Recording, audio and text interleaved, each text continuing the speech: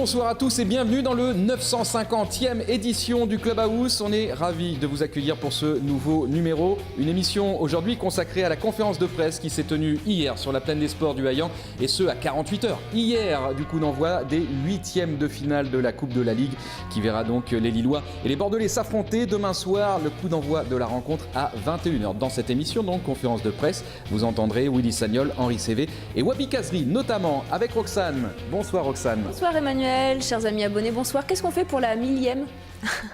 On sable champagne? Soirée événementielle ouais. en présence de notre public. Très bien, voilà, on parfait. fera participer notre donc ça sera à peu près public. Dans 2-3 mois.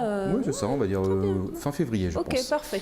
On organise ça alors. Avec vous, ma chère Roxane, on va faire le tour des informations sur les réseaux sociaux, nos supporters déçus évidemment du dernier résultat en championnat, et puis le tour des dernières informations aussi du web et peut-être des photos insolite, original. Et puis une info, vraiment, vous ne pouviez pas passer à côté aujourd'hui. Je n'en dis pas plus, vous allez voir dans quelques minutes. Mais tout de suite, on retrouve Olivier Faure, le tour de l'actu en marine et blanc et en moins de 2 minutes.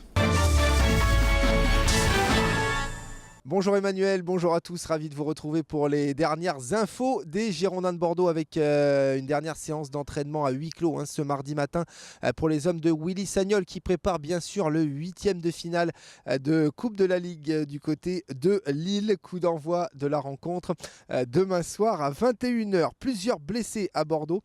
Tout d'abord Maxime Poungé, André Biogo, Poco, Théo Pelnard et Jussier qui sont donc blessés. Diego Rolan, lui, est sanctionné, vous le savez, et à disposition de l'équipe réserve pendant toute la semaine.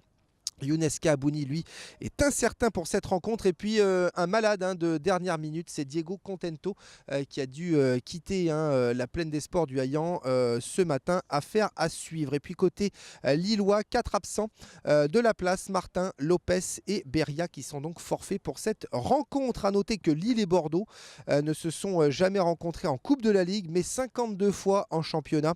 Ça s'était soldé par 20 victoires lilloises, 11 bordelaises et 18 match nul. Et puis on termine avec la victoire de l'équipe réserve ce week-end 2-0. C'était contre Plabennec. Les hommes de Patrick Battiston sont 9e au classement. Voilà pour les dernières infos, Emmanuel. Merci Olivier. Juste avant d'aborder donc les 8e de finale de la Coupe de la Ligue, dans quelques instants, on va revenir sur la dernière journée de championnat et la défaite des Girondins à Nantes et évidemment des réactions déçues de nos supporters. Voilà, beaucoup de déceptions, des réactions très mitigées. Ils ne comprennent pas, les supporters, forcément l'issue de ce match. Nombreux précisent, alors je cite leurs commentaires, que ce fut une bonne première mi-temps où Bordeaux aurait dû mener au score. En revanche, la deuxième mi-temps fut triste, moins de pressing, moins de jeu vers l'avant et Nantes en a profité tout simplement. Je vous ai sélectionné, Emmanuel, 2 commentaires qui résument véritablement l'état d'esprit des supporters.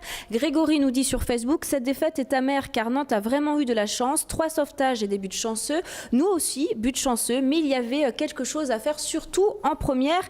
Et en seconde, on peut ramener le nul, mais bon, il faut oublier ce match et bien récupérer pour le match de mercredi en Coupe de la Ligue. Allez Bordeaux, toujours derrière vous, dans la victoire comme dans la défaite ou encore dans les matchs nuls. Et enfin, Mathieu, lui, nous dit: gros contraste entre une super première mi-temps et la seconde qui n'a rien eu à voir. Trop déçu car Nantes en plus n'a rien montré. Et puis la prestation, vous en doutez, d'Ash Beyoug est vivement critiquée. Certains supporters l'encouragent tout de même et ça, c'est vraiment très positif. D'ailleurs, on va terminer sur note positive. Voilà ce que nous dit Lucas. Il dit: pas grave, on se rattrapera face à Lyon devant nos supporters. On l'espère bien en tout cas. Ouais, et puis le pauvre Ash Beyoug surtout, oui, il n'a pas eu de chance. Voilà. Non, il n'a pas eu de chance et lui aussi va se rattraper bien évidemment. Une photo aussi de nos supporters, voilà, c'est ça ? Exactement, regardez cette photo, elle est magnifique, postée par le club sur notre page Facebook avec pour titre: merci aux supporters des Girondins pour leur soutien lors du déplacement à Nantes. Louis nous dit: j'y étais, ambiance de fou, je suis déçu pour la défaite mais on prendra notre revanche à l'Escure et les Nantais rigoleront moins à Bordeaux. Laurent nous dit: super les supporters, vous avez eu du son, le COP visiteur était plein. Et oui, la tribune vraiment était pleine à craquer pour les visiteurs donc à Nantes. Et Mathilde Clouet nous dit on sera toujours là, on l'espère bien aussi. Et puis ma chère Roxane, un homme quand même qui est sorti aussi de cette rencontre auprès des supporters avec cette stat qui fait le buzz, c'est Nicolas Pallois. Exactement, regardez aussi cette photo qui éclaire bien le rock de la défense. C'est le joueur le plus utilisé par Willy Sagnol cette saison après ce match de ce week-end avec 1548 minutes au compteur. Il devance Cédric Carasso à 1542, il devance parce qu'évidemment Cédric était blessé et devant Grégory Sertic, très utilisé aussi par le coach, 1412 minutes. Bravo à Nicolas Pallois, auteur aussi d'une bonne prestation quand même, faut le dire, face à Nantes.